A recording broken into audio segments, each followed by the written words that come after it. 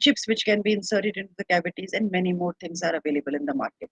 I'm afraid to say that the things which are available in the Indian market are still limited, but there's a lot of efforts in the Western world which they have working very day night to produce the best of the products for the sort of dental afflictions, particularly the periodontal infections. The premise of the problem which we have selected is primarily because of the presence of something which I would want your interest and what you want your attention on. When we are talking of a periodontitis, at the word itis suggests here it will be an inflamed tissue, and primarily there would be a lot of space which is present there, and we usually get a collection of what we call as a plaque and a calculus. This plaque and a calculus, which is appears to as a tartar or a yellowish thing, is usually a home to a lot of microorganisms, and these microorganisms are not necessarily the commensal microorganisms, but any of these opportunistic microorganisms which could primarily be colonizing there and becoming a deadly affair for all of us. And they result in something which we call as biofilm formation. These are some of the papers who have brought to attention of all the scientists and readers in the area. There are many more. We have just picked up the one which are the most relevant and the most intriguing, that there's a lot of issues of antibiotic resistance because of the bacterial biofilms. And there are typical microorganisms like Klebsiella pneumoniae and many more who are primarily resulting in the construction of biofilm which are making the antibiotics resistant to them. So in a nutshell, what we want to talk about is that there is a thing which we call as biofilm, which I will explain a bit later. And then primarily this is resulting to one of the biggest issues of our time, that is antibiotic resistance. So the question arises, what exactly is this biofilm? A biofilm is defined as a structured consortium which is having different microorganisms.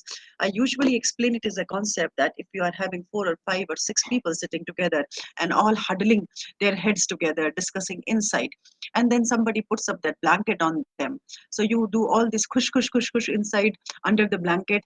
The similar conditions is for the bacteria, that they get a very safe haven under the depositions, and they result, the deposition is of the exopolysaccharides, nucleic acids and proteins which are secreted by the microbial cell, and that becomes their mantle, that becomes their safe haven, and under that they usually start reproducing, living under the inner surface, which hardens over the time. Needless to say that these biofilms are not limited to only the periodontium or the dental surface. They can become existent, or they can be prevalent on any of the tissues, live tissues like the intestinal gut, non-living things like the medical devices, the urinary tract infections could be a reason by virtue of the catheter having the biofilms on it. And then of course the one which is of interest to us would be on the tooth surface, and that is your dental plaque, which is a heaven for the biofilm construction. So when the biofilm usually starts getting into shape by virtue of certain deranged host factors like the environment cues, quorum sensing jamming, and it results in the first stage of biofilm formation, which is the initial adhesion, and which is referred to as your surface blanketing. And primarily this initial adhesion is then continuous, where there is a biofilm maturation which happens, the matrix degradation and quorum sensing jamming. So this results in a lot of microcolony surfacing up. And the most dangerous stage is the one where you are having the biofilm in the mature stage, and after some time this mature stage biofilm, by virtue of XYZ triggers, it could be a chemical trigger or any other mechanical trigger, that there will be a dispersal of the biofilm, and it might result in detachment from a space and maybe go and adhere someplace else.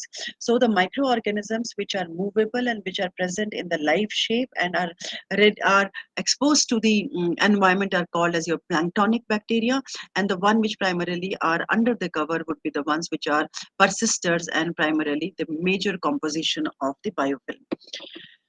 The antimicrobial, usually the biofilm which will occur when the individual bacteria organize into a community. So normally we have a surface onto which you can see the microorganisms are attaching. Then they keep on increasing, the expansion happens, the cells grow and divide and communicate with each other, and they are now becoming something which we refer to as the matured stage, where the biofilm quorum sensing and all these surgical glues, and this usually appears to the microscope as mushroom shaped structures. And primarily at the end you are having the stage of resistance, where the glue protects the nanotechnology to some